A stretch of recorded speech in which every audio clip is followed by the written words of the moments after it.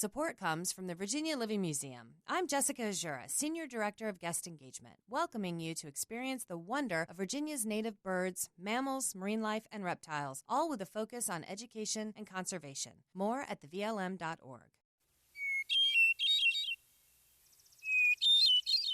A very good morning to you. This is Dwight Davis. Welcome to our Bird Notes. Timberdoodle sounds for all the world like the name of a child's game or perhaps a toy. But the word actually refers to a bird, a rather odd little fellow that most of us know as the woodcock. The woodcock is classified with the shorebirds, but it differs from your average sandpiper in several respects.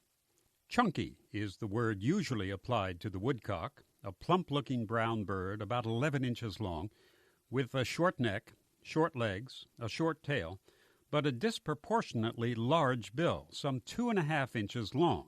The bill is specialized for probing into moist soil for earthworms, which make up most of the woodcock's diet. This bird is active at dawn and at dusk and on moonlit nights. It is seldom seen by day. Indeed, it is very difficult to see, with its variegated patterns of brown, black, and gray feathers, making for perfect camouflage in the fields and among the leaves on the floor of the damp woods. The woodcock's large dark eyes are set far back and high on its head. This arrangement necessitates an unusual anatomical reconfiguration within his bird brain. But with things so adjusted, the woodcock has a remarkable range of vision, which comes in very handy when the bird's head is down and his bill is buried some 2 inches into the earth. That's a very vulnerable position to be in, so it's to the bird's advantage to have augmented vision. The woodcock is not wholly retiring. The male's courtship flight is an attention-grabbing show of sight and sound. The description in the Encyclopedia of North American Birds reads as follows. He rises in widening circles on whistling wings to about 300 feet, hovers momentarily as he pours out song, a series of liquid chirps, then drops, still chirping, in a series of side slips, upswoops, like falling leaf as he zigzags to the ground. After alighting, he utters intermittent nasal peent sounds similar to the note of the nighthawk, and when he alights, he walks stiff-legged to the female waiting on the ground.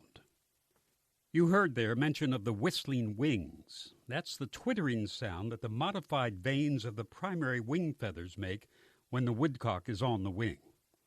It's no wonder that the female is impressed.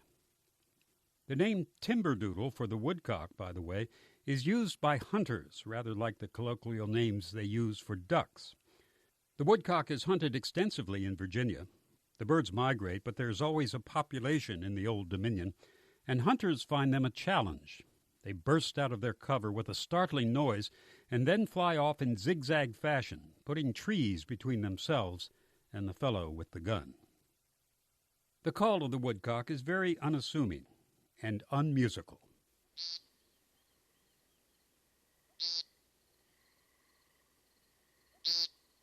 But what it lacks in melody, the Timberdoodle makes up for being a fascinating, chunky bundle of feathers.